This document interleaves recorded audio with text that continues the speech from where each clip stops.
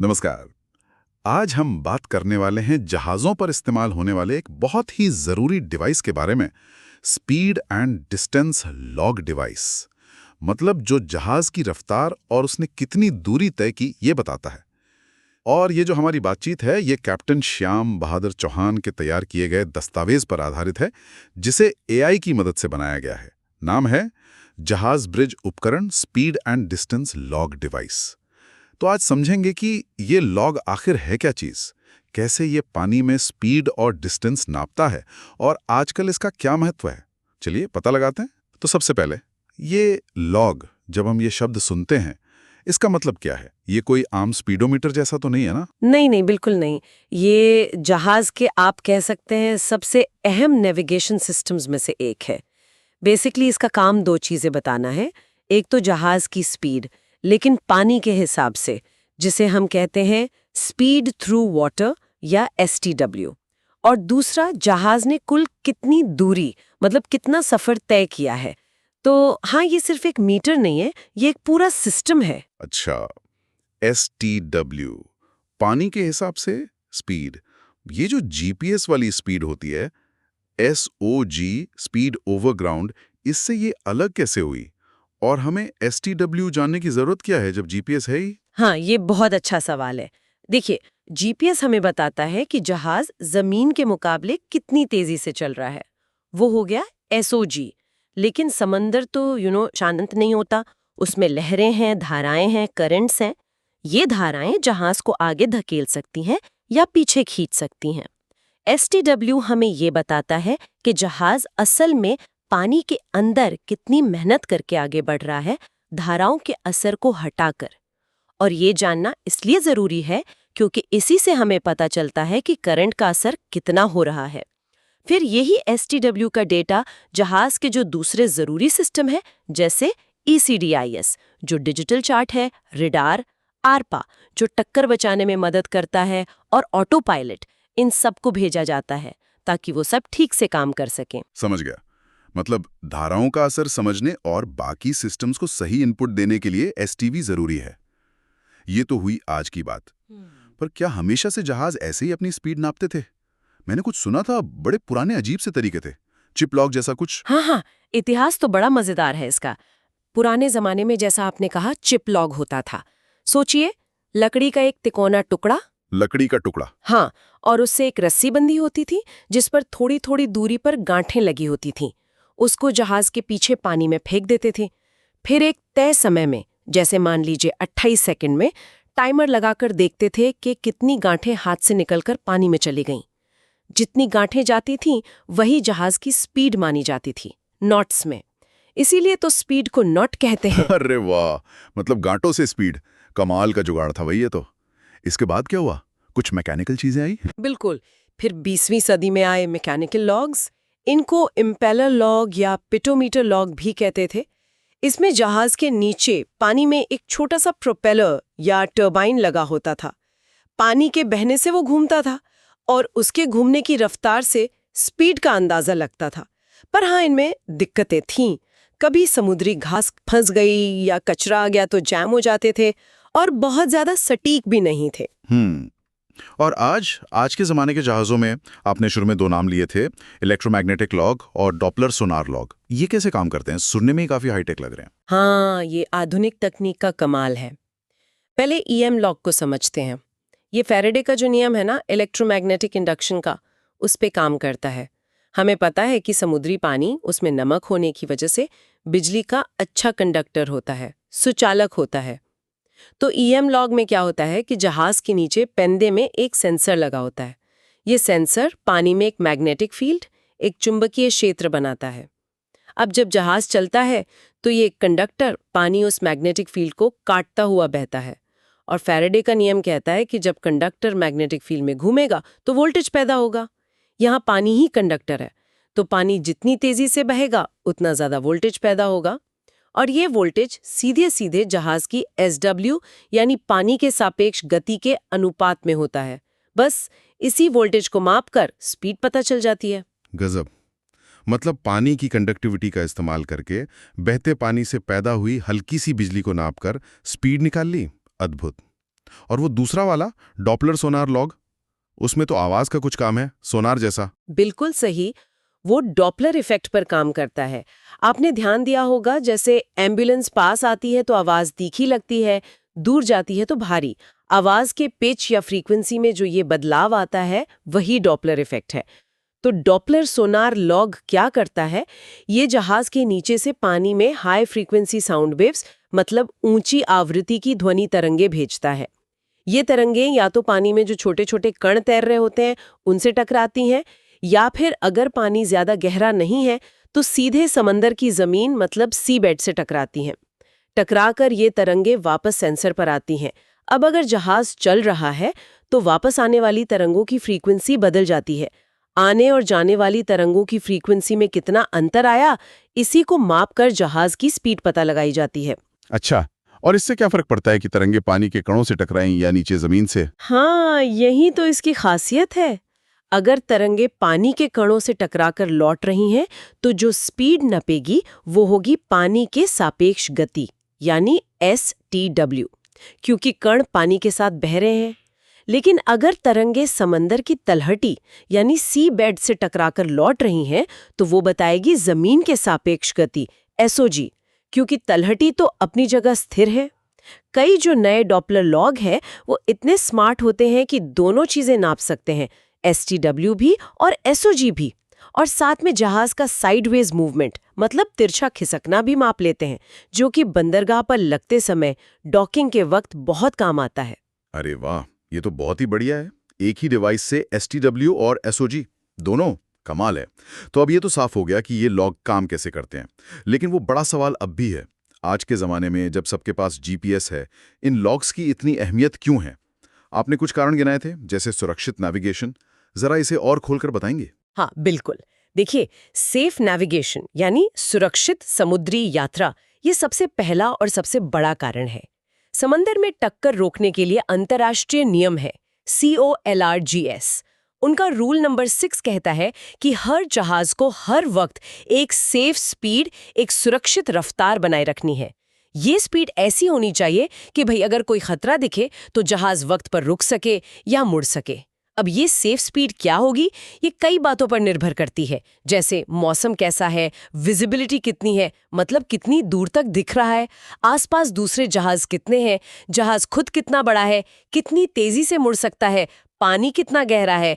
इन सब बातों को ध्यान में रखकर कप्तान को सही स्पीड तय करनी होती है, और इसके लिए उसे अपनी असल स्पीड, मतलब STW का सटीक पता होना चाहिए। लॉग यही जानकारी देता है। GPS का SOG यहाँ पूरी कहानी नहीं बताता, क्योंकि वो धाराओं का असर नहीं दिखाता। हाँ, ये बात तो सही है। अपनी असल रफ्तार ही नहीं पता होगी तो सुरक्षित रफ्तार कैसे तय करेंगे? ठीक है। दूसरा कारण आपने बताया था पोजीशन फिक्सिंग का। GPS के होते हुए इसकी क्या जरूरत पड़ गई? देखिए, नेविगेशन का एक बहुत पुराना और आज भी काम आने वाला तरीका है डेड रेकनिंग, जिसे DR कहते हैं।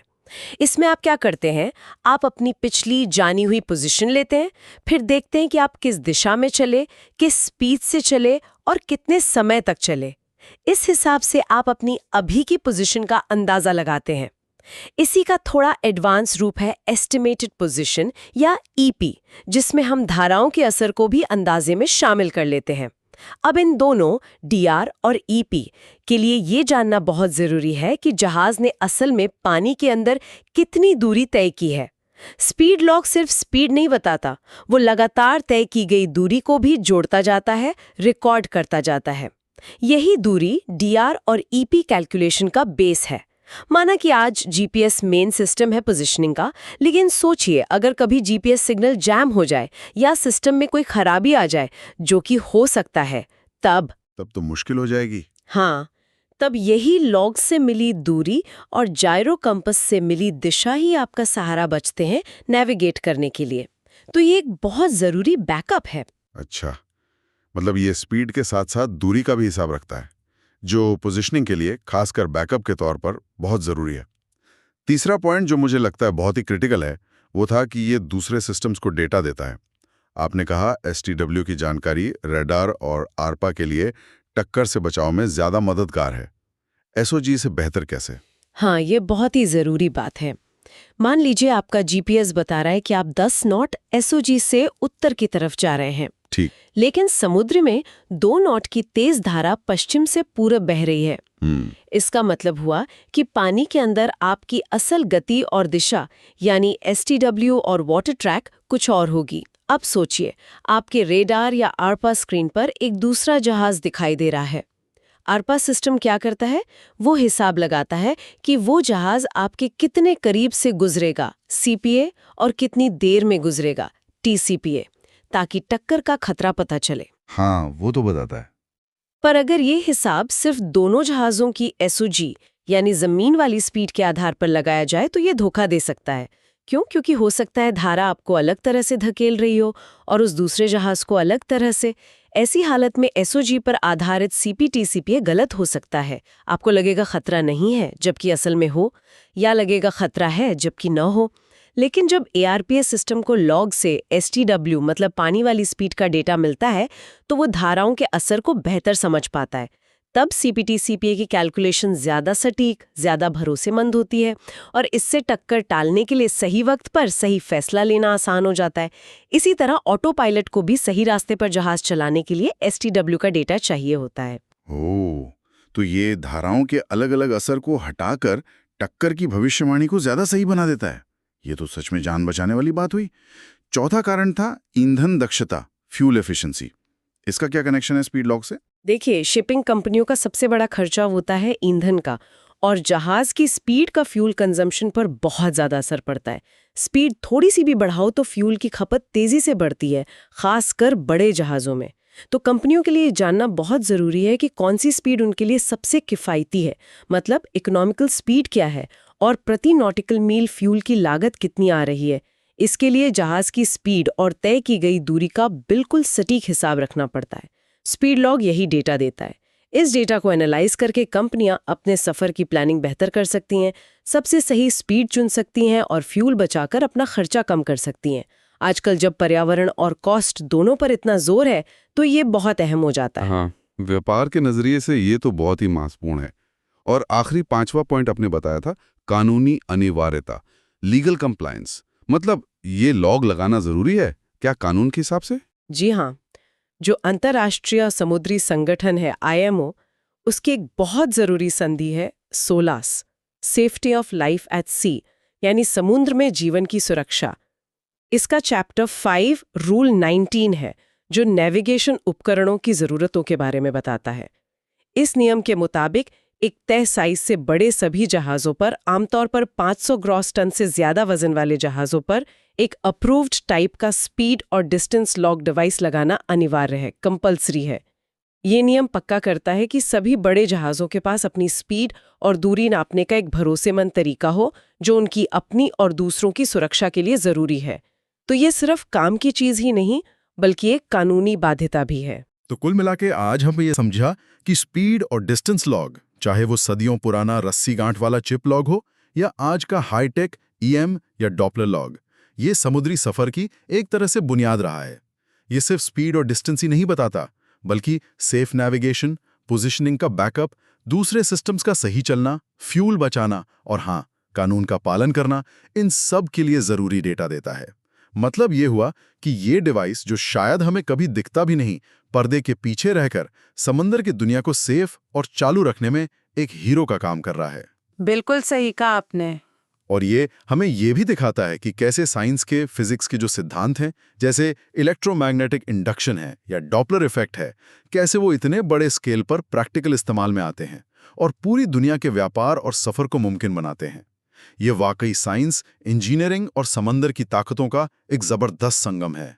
और जाते जाते आज की इस बातचीत से जुड़ा एक ख्याल, अगली बार जब आप किसी बड़े से जहाज को समंदर पर आराम से सरकते हुए देखें तो एक पल के लिए जरूर सोचिएगा कि कैसे उस बड़े से लोहे के पहाड़ के नीचे पानी के अंधेरे में ना दिखने वाली मैग्नेटिक फील्ड या लगातार आती जाती साउंड वेव्स चुपचाप बिना रुके उसकी रफ्तार और उसके सफर का हिसाब रख रही हैं। ये छिपी हुई टेक्नोलॉजी ही है जो उस जहाज की, उस पर लदे सामान की और उसमें बैठे लोगों की सुरक्षित मंजिल तक पहुंचने में मदद कर रही है। तकनीक कैसे अक्सर हमारी नजरों से ओझल रहकर हमारी दुनिया को चलाती है, ये उसका एक बेहतरीन उदाहरण है। नमस्कार। आज हम एक बहुत ही दिलचस्प समुद्री तकनीक पर बात करेंगे, हाँ बिल्कुल इलेक्ट्रोमैग्नेटिक लॉग, या जिसे हम ईएम लॉग कहते हैं। सही। ये वो उपकरण है जो समंदर में जहाज़ों को बताता है कि भाई पानी के हिसाब से उनकी रफ्तार क्या है और वो कितनी दूर चले हैं। हाँ, पानी के सापेक्ष गति, बिल्कुल। हमारे पास कुछ जानकारी है, कुछ स्रोत हैं इसके तकनीकी पहलू, ऑपरेशन और रखरखाव के बारे में। तो आज का मकसद यही है कि इस जानकारी को थोड़ा खंगालें, समझें, जी बिल्कुल सरल तरीके से। जरूर, इसे आसान बनाते हैं। ये सोचना ही कितना रोमांचक लगता है कि इतने बड़े समंदर में जहाज अपनी स्पीड कैसे नापता होगा, है ना? चलिए इसी को समझते हैं। तो सबसे पहले इसके मुख्य हिस्से क्या होते हैं और वो काम कैसे करते हैं एक साथ। सेंसर से शुरू करें। बिल्कुल, सबसे अहम हिस्सा है सेंसर यूनिट, ट्रांसड्यूसर। अच्छा, ये जहाज के नीचे पानी में डूबा रहता है, कील के पास। ठीक है। ईएम लॉग में, जैसा नाम से ही पता चलता है, ये एक इलेक्ट्रोमैग्नेटिक सेंसर होता है। इलेक्ट्रोमैग्नेटिक। हाँ, ये पानी जब इसके पास से बहता है तो एक वोल्टेज पैदा करता है, और ये वोल्टेज जहाज की गति के सीधे अनुपात में होता है। मतलब पानी का बहाव एक तरह से बिजली बन जाता है। हाँ बिल्कुल, ये फैराडे का सिद्धांत है, इलेक्ट्रोमैग्नेटिक इंडक्शन। अच्छा, फैराडे लॉ। हाँ, सिद्धांत में तो काफी सरल लगता है ये। हाँ है। पर ये सिग्नल, ये वोल्टेज ब्रिज पर बैठे ऑफिसर तक कैसे पहुंचता है, जहां सारे निर्णय लिए जाते हैं? हाँ, तो यहीं पर प्रोसेसिंग यूनिट का रोल आता है। Processing unit? ये सेंसर से आने वाला जो कच्चा एनालॉग सिग्नल है ना, उसको लेती है, फिर उसे साफ करती है, एम्पलीफाई करती है और फिर डिजिटल डेटा में बदल देती है। अच्छा। डिजिटल में, हाँ, ये यूनिट ही सारी गणना करती है, स्पीड कितनी है, दूरी कितनी तय हुई। फिर ये प्रोसेस की हुई जानकारी डिस्प्ले यूनिट पर भेजी जाती है, वो ब्रिज पर लगी होती है। और ये डिस्प्ले दिखाता क्या-क्या है मुख्य रूप से? देखिए, मुख्य रूप से दो चीजें।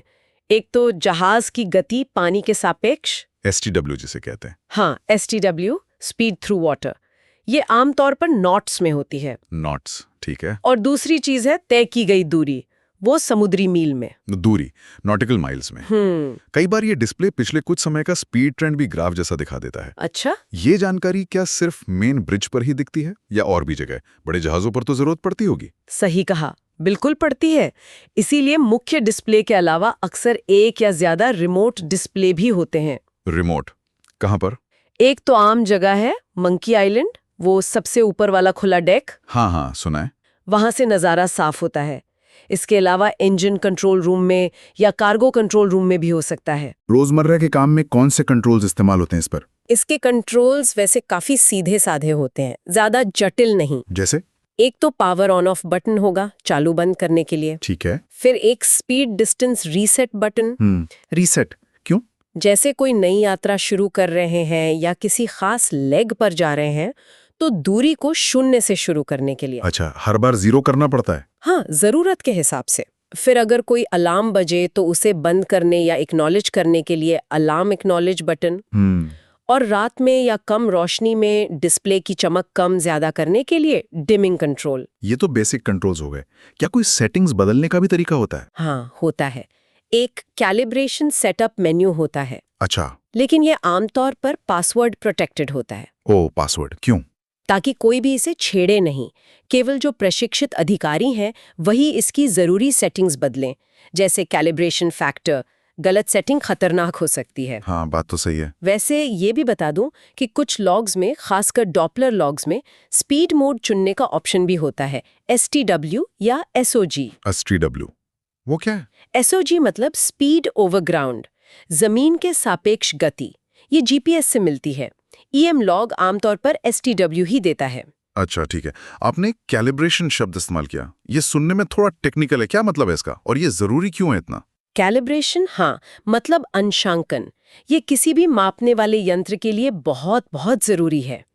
और EM लॉग के लिए तो और भी ज्यादा, क्योंकि जहाज की सुरक्षा, उसका सही रास्ते पर चलना, ये सब सटीक गति की जानकारी पर निर्भर करता है। मतलब ये पक्का करना कि रीडिंग सही हो। बिल्कुल, कैलिब्रेशन का मतलब ही यही है, ये सुनिश्चित करना कि लॉग जो स्पीड दिखा रहा है वो असल स्पीड के बिल्कुल करीब हो। इसे नियमित तौर पर करना होता है। कैसे करते हैं इसे? क्या कोई खास तरीका है? हाँ, इसके स्थापित तरीके हैं। एक पुराना तरीका है मेजर्ड माइल का इस्तेमाल। Measured mile? हाँ, ये समंदर में 2 फिक्स्ड पॉइंट्स के बीच की ठीक 1 नॉटिकल माइल की दूरी होती है। जहाज को एक कांस्टेंट स्पीड से इसे पार करने में कितना समय लगा, उसके आधार पर लॉग को एडजस्ट करते हैं। ये तो काफी सटीक लगता है, पर आजकल ये कम इस्तेमाल होता है, थोड़ा असुविधाजनक है।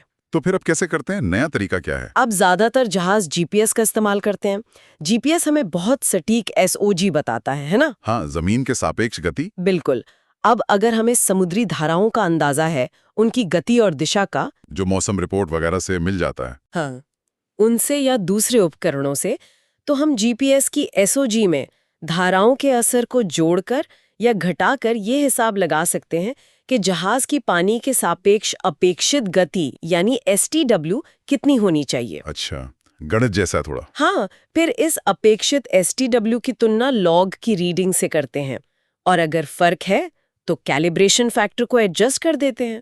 ये ज्यादा आसान है, कहीं भी किया जा सकता है। ये दिलचस्प है कि कैलिब्रेशन के लिए भी दूसरे सिस्टम पर निर्भर रहना पड़ता है, जीपीएस, करंट डेटा। हाँ बिल्कुल। तो क्या एक बार कैलिब्रेट कर दिया तो मान लें कि लॉग हमेशा सही बताएगा, या चेक करते रहना पड़ता है? बहुत अच्छा सवाल। नहीं, बिल्कुल नहीं मान सकते।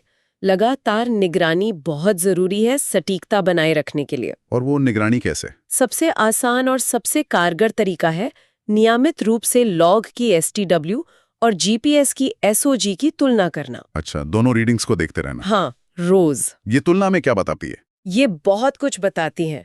देखिए, समुद्र में पानी कभी शांत नहीं रहता, हमेशा कुछ न कुछ बहाव मतलब धाराएं होती हैं। हाँ, होती है। जहाज पानी में चल रहा है एसटीडब्ल्यू, हाँ। पर पानी खुद जमीन के हिसाब से बह रहा है, तो एसटीडब्ल्यू और एसओजी में अंतर होना बिल्कुल स्वाभाविक है। हाँ, ये तो होगा ही। अगर जहाज सीधा चल रहा है और एसटीडब्ल्यू और एसओजी में एक जैसा स्थिर अंतर बना हुआ है, मान लीजिए लॉग हमेशा जीपीएस से 1 नॉट कम दिखा रहा है, तो ये अंतर हमें समुद्री धारा की गति और दिशा का अंदाजा देता है। अच्छा, मतलब ये नॉर्मल है। हाँ, ये नॉर्मल और अपेक्षित है। लेकिन अगर ये अंतर बदलने लगे तो? बिना वजह? हाँ।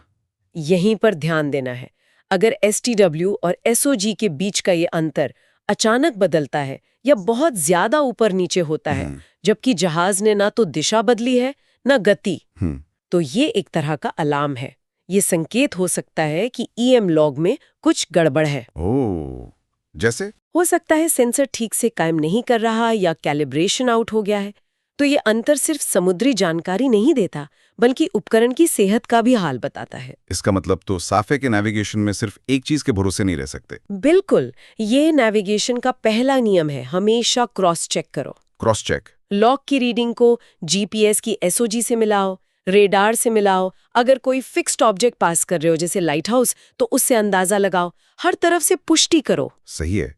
एक और बात दिमाग में आ रही थी, ऑटो पायलट की। हाँ, ऑटो पायलट, वो कैसे जुड़ा है इससे? देखिए, ऑटो पायलट जहाज को कोर्स पर रखने के लिए स्पीड की जानकारी लेता है, या तो लॉग से, एसटीडब्ल्यू, या जीपीएस से, एसओजी। अच्छा, हाँ। ज्यादातर ऑटो पायलट में 2 मोड होते हैं, सी मोड जो एसटीडब्ल्यू यूज करता है, और नेविगेशन मोड या ग्राउंड मोड जो एसओजी यूज करता है। तो कौन सा बेहतर है? ये निर्भर करता है, लेकिन आमतौर पर खुले समुद्र में जहां धाराएं हो सकती हैं, नेविगेशन मोड यानी एसओजी वाला मोड ज्यादा सुरक्षित माना जाता है। क्यों?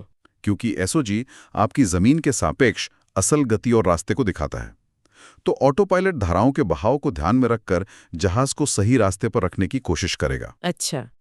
अगर आप सी मोड यानी एसटीडब्ल्यू में है और तेज धारा है, तो हो सकता है जहाज पानी में तो सही कोर्स पर हो, पर धारा उसे बहाकर असल रास्ते से हटा दे। हाँ, ये हो सकता है। ये वाकई काम की बात है। छोटी छोटी चीजें हैं, पर असर बड़ा होता है। बिल्कुल। चलिए, अब उन मुश्किलों पर आते हैं जब ये उपकरण गड़बड़ करता है। मान लीजिए लॉग अचानक 0 दिखाने लगे, या रीडिंग एकदम अजीब सी आए। ये तो खतरनाक हो सकता है। हाँ बिल्कुल, ये एक गंभीर स्थिति हो सकती है, खासकर रात में या खराब मौसम में। ऐसा होता क्यों है? सबसे आम कारण क्या है? सबसे आम वजहों में से एक है सेंसर का ब्लॉक हो जाना। ब्लॉक मतलब? हमने बात की थी ना, सेंसर पानी के अंदर होता है, तो समुद्री घास, कोई प्लास्टिक का टुकड़ा, कीचड़ या कुछ और कचरा उसके मुंह पर चिपक सकता है। ओह, अगर वो ब्लॉक हो गया तो पानी का बहाव रुक जाएगा, सिग्नल नहीं बनेगा और लॉग 0 या बहुत कम स्पीड दिखाएगा। तो इसका इलाज क्या है? क्या हर बार गोताखोर भेजना पड़ता है?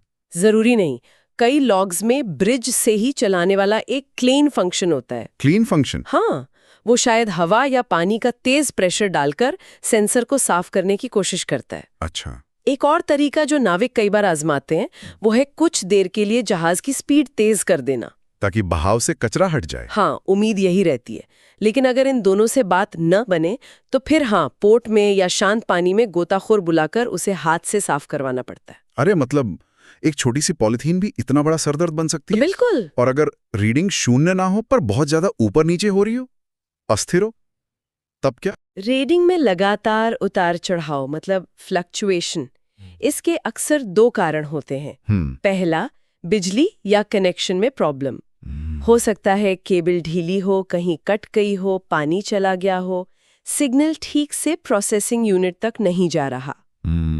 Okay, wiring problem. हाँ, दूसरा कारण हो सकता है कि सेंसर खुद ही डैमेज हो गया हो, शायद पानी के नीचे किसी चीज से टकरा गया हो। तो क्या करें? पहले तो सारे कनेक्शंस, पावर सप्लाई चेक करने चाहिए। अगर वो सब ठीक है तो फिर ये हार्डवेयर की समस्या हो सकती है। उसके लिए तो फिर स्पेशलिस्ट टेक्नीशियन को ही देखना होगा। ठीक है। एक और गड़बड़ी हो सकती है, दूरी गलत बताना। मान लीजिए जहाज चला 100 मील पर लॉग दिखा रहा है 95 या 105। ये कैसे? देखिए, दूरी की गणना तो सीधे स्पीड पर आधारित है। हाँ। अगर दूरी गलत आ रही है तो इसका लगभग हमेशा एक ही मतलब होता है, कैलिब्रेशन फैक्टर गलत सेट है। ओह, फिर से कैलिब्रेशन? हाँ, उपकरण उसी फैक्टर से स्पीड कैलकुलेट करता है। फैक्टर गलत तो स्पीड गलत, और समय के साथ दूरी का हिसाब भी गलत होता जाता है। तो समाधान वही है, दोबारा कैलिब्रेट करो। बिल्कुल, निर्माता के मैनुअल के हिसाब से ध्यान से। सुरक्षा के लिहाज से क्या इसमें कुछ चेतावनी सिस्टम मतलब अलार्म भी होते हैं? हाँ, बिल्कुल होते हैं। सुरक्षा बहुत जरूरी है। कई तरह के अलार्म होते हैं इसमें। जैसे? एक होता है स्पीड अलार्म। Speed alarm? आप एक मिनिमम और मैक्सिमम स्पीड लिमिट सेट कर सकते हैं। अच्छा। अगर जहाज की स्पीड उस लिमिट से बाहर जाती है, कम या ज्यादा, तो अलार्म बजेगा। ये कब काम आता है? जैसे किसी नहर में जा रहे हैं जहां स्पीड लिमिट है, या फिर बहुत तेज जाने से बचना है। फिर है distance run alarm. Distance run alarm. आप एक दूरी तय कर सकते हैं, मान लीजिए 50 नॉटिकल माइल। जब जहाज उतनी दूरी चल लेगा तो अलार्म बजेगा। ये किसी पॉइंट तक पहुंचने का रिमाइंडर हो सकता है, या जैसे पेट्रोलिंग एरिया में तय दूरी पूरी होने पर। ठीक है। और एक बहुत जरूरी अलार्म है system failure alarm. System failure alarm ये क्या बताता है? अगर सेंसर में, प्रोसेसिंग यूनिट में या सिस्टम में अंदर कोई बड़ी खराबी आ जाए तो ये अलार्म बजता है। इसका सीधा मतलब है कि अब लॉग की रीडिंग भरोसे लायक नहीं है, तुरंत जांच करनी होगी। ये तो बहुत जरूरी है। हाँ, और एक शैलो वाटर अलार्म भी होता है, पर वो ज्यादातर डॉपलर लॉग में होता है। डॉपलर लॉग में? क्यों? क्योंकि डॉपलर लॉग आवाज की तरंगे नीचे समुद्र तल पर भेजकर स्पीड मापता है। अगर पानी बहुत कम गहरा हो जाए तो ये ठीक से काम नहीं कर पाता। ये अलार्म उसी की चेतावनी देता है। ईएम लॉग में ये आमतौर पर नहीं होता। समझ गया। इतने महत्वपूर्ण उपकरण के लिए जाहिर है रखरखाव और नियमित जांच का भी कोई सिस्टम होता होगा। निश्चित रूप से। ऐसे नहीं चलता जहाज पर काम। हर जरूरी उपकरण की तरह ईएम लॉग के लिए भी एक प्रॉपर रखरखाव और जांच की चेकलिस्ट होती है। चेकलिस्ट? हाँ, और ये चेकलिस्ट ऐसे ही नहीं बनती, ये जहाज की कंपनी के एसएमएस सेफ्टी मैनेजमेंट सिस्टम का हिस्सा होती है। SMS safety management system? हाँ, ये अंतर्राष्ट्रीय नियमों के तहत बनता है, खासतौर पे आईएमओ का आईएसएम कोड। तो ये सब बहुत व्यवस्थित होता है। अच्छा, तो ये चेकलिस्ट कैसी होती है? मतलब कब कब क्या जांचते हैं? जांच की फ्रीक्वेंसी होती है जरूरत के हिसाब से। जैसे डेली चेकलिस्ट, रोज की जांच, उपकरण ऑन है, रीडिंग आ रही है, रीडिंग लॉजिकल लग रही है, मतलब कहीं एकदम से 0 या बहुत ज्यादा तो नहीं, कोई अलार्म तो एक्टिव नहीं है, और सबसे जरूरी जो हमने पहले बात की, लॉग की एसटीडब्ल्यू की तुलना जीपीएस की एसओजी से करना और उस अंतर को लॉगबुक में लिखना। रोज ये करना होता है? हाँ, फिर होती है वीकली मंथली चेकलिस्ट।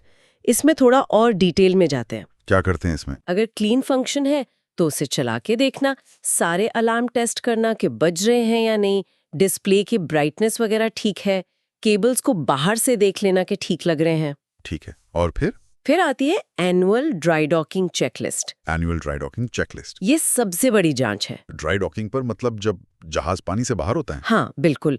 तब इसमें निर्माता या क्लासिफिकेशन सोसाइटी की सिफारिश के अनुसार पूरा कैलिब्रेशन और सर्विसिंग हो सकती है।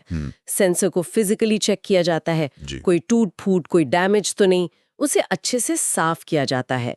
जरूरत हो तो उस पे स्पेशल एंटी फाउलिंग पेंट लगाया जाता है। ताकि समुद्री जीव न चिपके। हाँ, ताकि पानी का बहाव सही बना रहे और सेंसर ठीक काम करे। तो ये थी ईएम लॉक के काम करने के तरीके, उसकी आम दिक्कतों, उनके समाधान, अलार्म और रखरखाव से जुड़ी काफी सारी जानकारी। वाकई दिलचस्प है ये जानना कि कैसे फिजिक्स के सिद्धांत जैसे इलेक्ट्रोमैग्नेटिज्म जहाज़ों को उनकी गति समझने और सुरक्षित चलने में मदद करते हैं। बिल्कुल। और इस पूरी चर्चा का एक जरूरी सबक यही है कि नेविगेशन में कोई भी एक तकनीक अपने आप में काफी नहीं है। सही कहा। चाहे ईएम लॉग हो, जीपीएस हो, रडार हो या पुराने तरीके हो, हर एक की अपनी सीमाएं हैं। सबसे जरूरी है अलग-अलग स्रोतों से मिली जानकारी का लगातार मिलान करना, क्रॉस चेकिंग, सभी उपकरणों का नियमित रखरखाव और कैलिब्रेशन, और इन सबसे ऊपर जहाज चलाने वाले अधिकारियों का अनुभव, उनका ज्ञान और उनकी सतर्कता। आज की इस बातचीत से एक विचार सा आ रहा है मन में। हाँ, जैसे जहाज की दो गतियां हैं, एक पानी के सापेक्ष STW जो शायद उसके अपने इंजन की ताकत, उसके अपने प्रयास को दिखाती है, हाँ, और दूसरी जमीन के सापेक्ष SOG जो बाहरी हालात जैसे धाराएं उनको शामिल करके उसकी असल प्रगति बताती है। हाँ, बिल्कुल। क्या हम अपने जीवन में भी अपनी प्रगति को ऐसे ही दो पैमानों पर देख सकते हैं? एक हमारी अपनी अंदरूनी क्षमता, हमारी मेहनत, हमारे विकास की गति, और दूसरी बाहरी दुनिया की नज़र में हमारी उपलब्धि या मंजिल तक पहुंचने की हमारी असल रफ्तार, जिसमें बाहरी परिस्थितियां भी शामिल हैं। शायद दोनों पर नज़र रखना जरूरी है ये समझने के लिए कि हम असल में कहाँ हैं और कहाँ जा रहे हैं। ये सोचने वाली बात है, बिल्कुल। नमस्कार। आज हम एक ऐसे समुद्री घटना की गहराइयों में उतर रहे हैं जो आप कह सकते हैं आधुनिक तकनीक और मानवीय भूल के बीच का एक अहम सबक है। एक ऐसी कहानी जो हमें सोचने पर मजबूर करती है कि कैसे सबसे बढ़िया उपकरण भी नाकाम हो सकते हैं अगर मानवीय सतर्कता कहीं खो जाए। हम बात कर रहे हैं अमेरिकी नौसेना के जहाज USS गार्डियन की। 17 जनवरी 2013 की बात है ये, जब ये जहाज फिलीपींस के पास टुबाटाहा रीफ्स नेचुरल पार्क में एक बहुत ही संवेदनशील कोरल रीफ पर चढ़ गया था।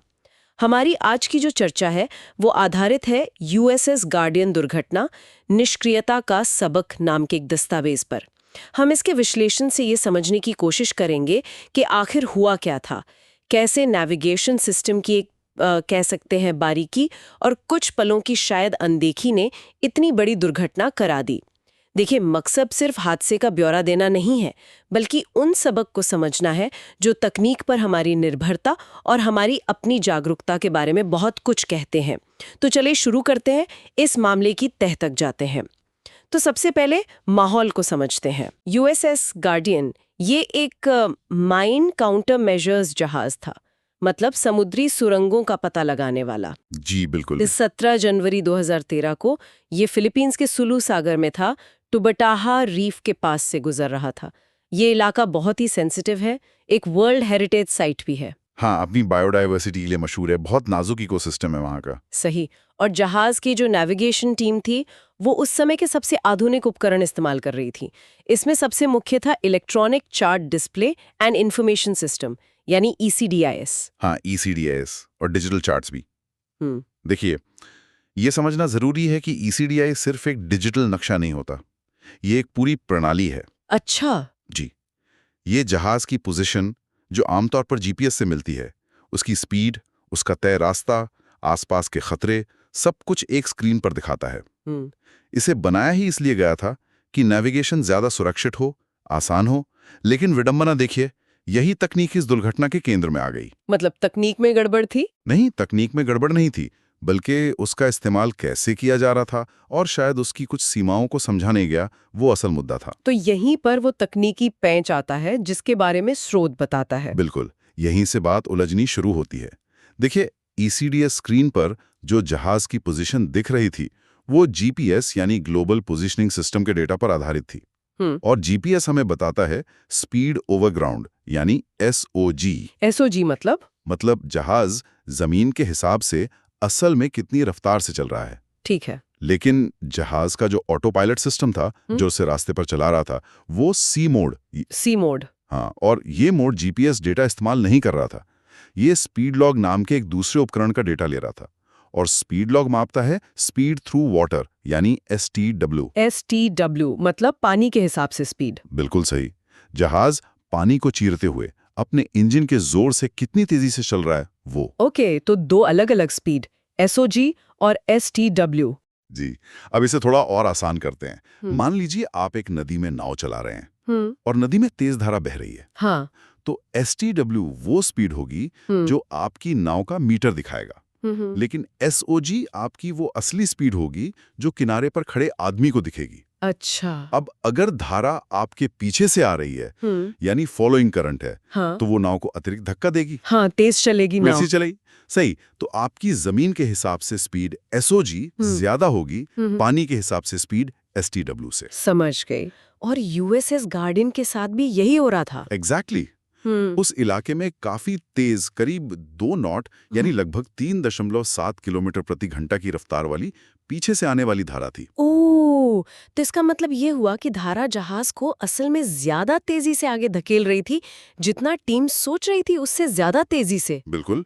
GPS तो ये बढ़ी हुई असली स्पीड पकड़ रहा था और ECDIS पर दिखा भी रहा था, लेकिन ऑटो पायलट जो जहाज को ड्राइव कर रहा था वो स्पीड लॉग की कम वाली स्पीड के हिसाब से चल रहा था। यहीं पर गड़बड़ शुरू हुई है ना, दो अलग-अलग स्पीड सिस्टम में एक साथ। हाँ, और इसका नतीजा बहुत खतरनाक हुआ, क्योंकि ऑटो पायलट कम स्पीड इस्तेमाल कर रहा था और शायद ECDIS में धारा के असर को दिखाने वाली सेटिंग भी ऑन नहीं थी।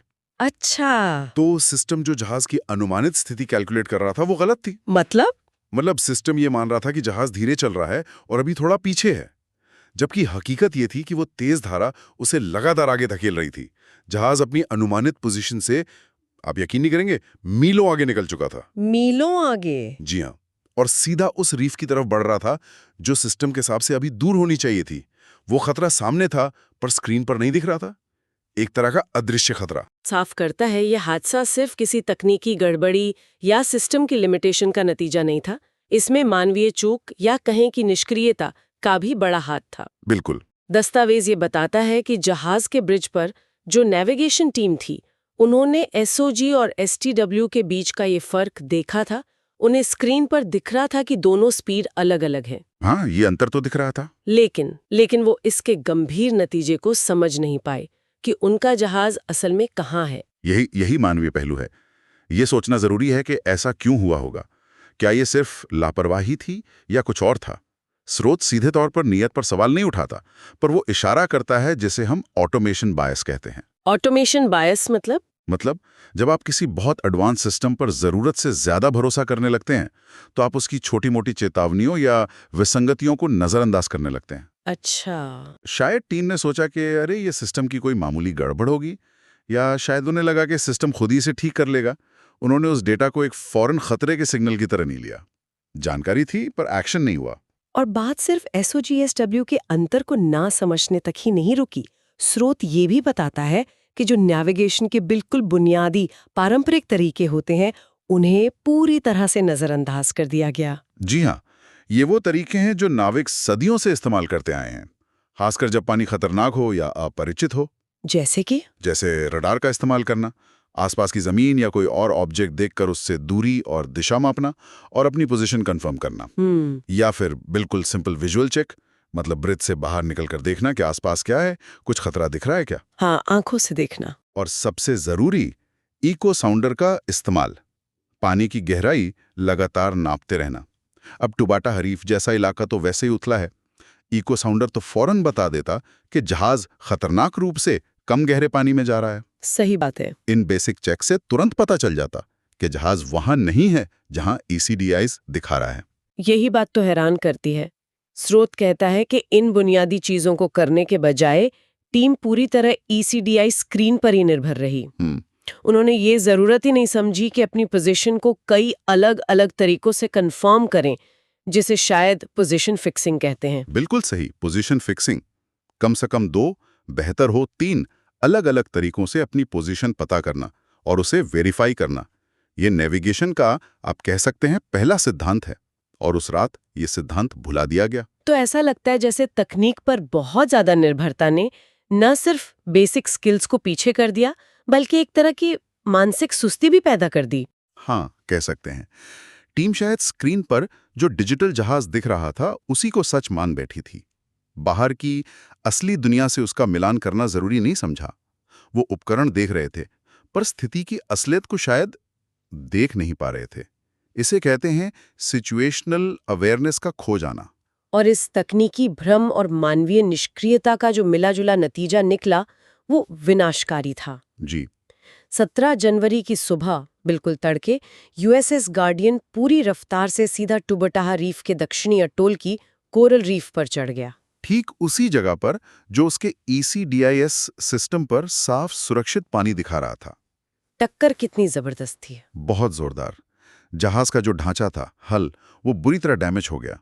उसे रीफ से निकालने की कोशिशें हुई शुरू में, पर वो नाकाम रही। जहाज और धंसता गया। ओह, आखिर में नेवी को मानना पड़ा कि इसे बचाया नहीं जा सकता। उसे वही मौके पर ही काटना पड़ा और कबाड़ की तरह हटाया गया। कितना नुकसान हुआ होगा? आर्थिक नुकसान तो करीब 27-70 मिलियन डॉलर का था। बहुत बड़ा अमाउंट है ये। लेकिन उससे भी कहीं बड़ा नुकसान हुआ उस अनमोल समुद्री इकोसिस्टम का। हाँ, वो रीफ तो वर्ल्ड हेरिटेज साइट है। जी। इस टक्कर ने हजारों स्क्वायर मीटर की सदियों पुरानी कोरल रीफ को तबाह कर दिया।